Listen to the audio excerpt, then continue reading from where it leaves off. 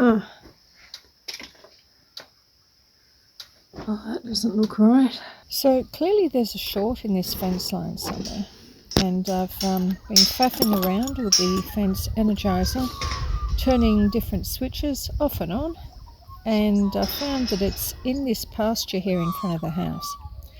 So I best go for a wander and see if I can work out what's gone wrong.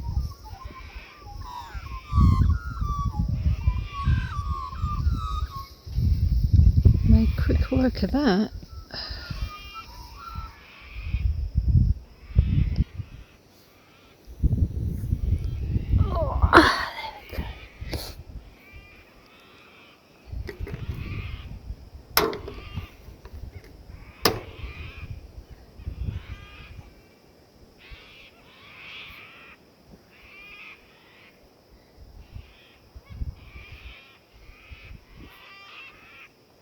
Bloody wombat hole. Look at that. Look at the size of it. You could almost hide a body in that.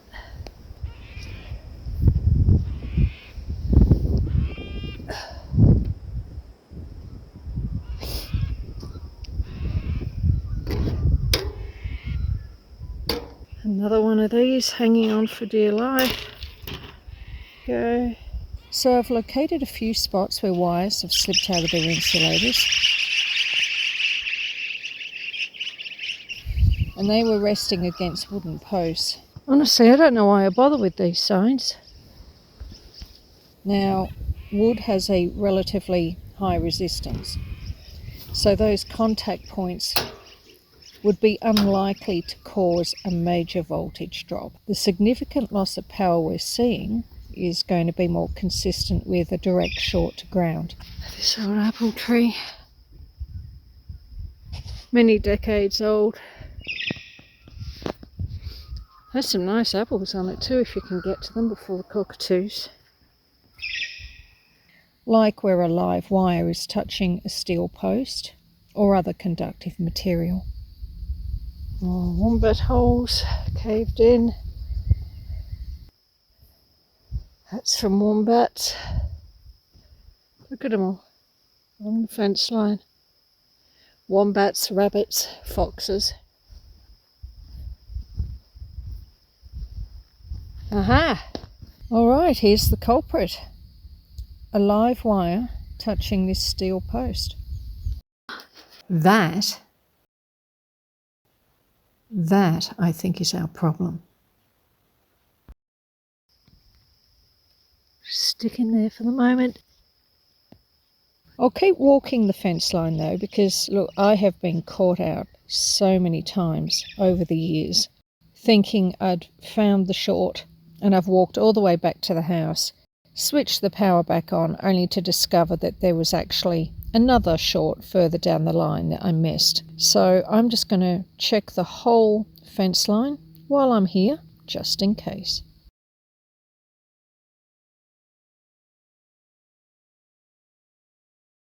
Because you never know.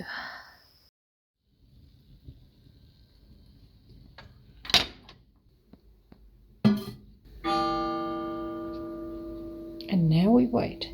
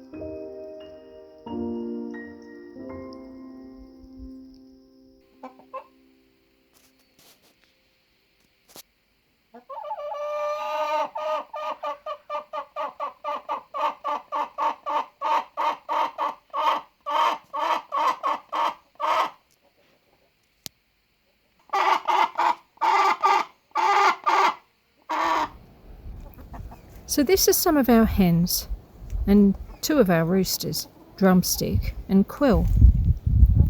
We've started getting an influx of eggs now that it's early spring, and I have been setting aside the eggs from our 3 Araucana hens to put in the incubator.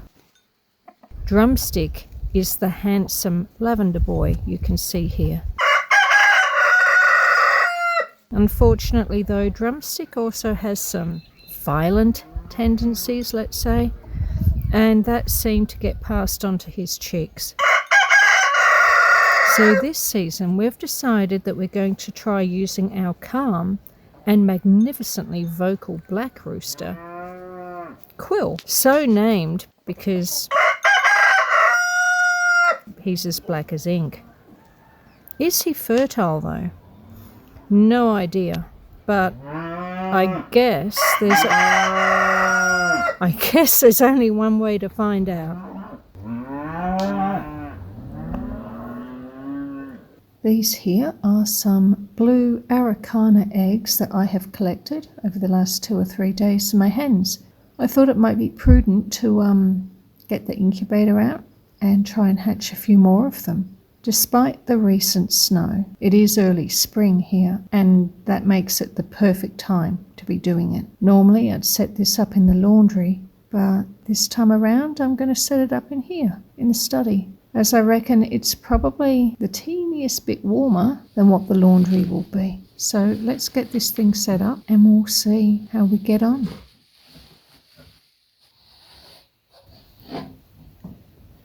This incubator has water trays built into the base. At the beginning, I fill tray 1 with 350 ml of water, and then I top it up with roughly 100 ml per day to keep the humidity steady. This stops the eggs from losing too much moisture as they develop. If the air is too dry, then the yolk and membranes can thicken, making it harder for the chick to absorb the last of its food.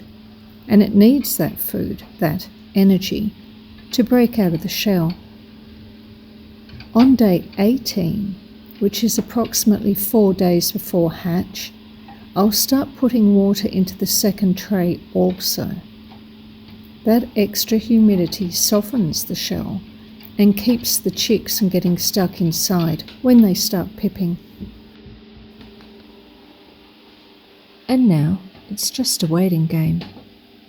These eggs should start to hatch around day 21. Fingers crossed that our rooster Quill has done his job, and we'll have a batch of healthy chicks soon. The incubator is nice and warm, so Fudge here clearly thinks this is the best spot in the house while we wait. Guarding the incubator. And so that's it for today. It's been a busy one. I'll have a couple more videos coming soon.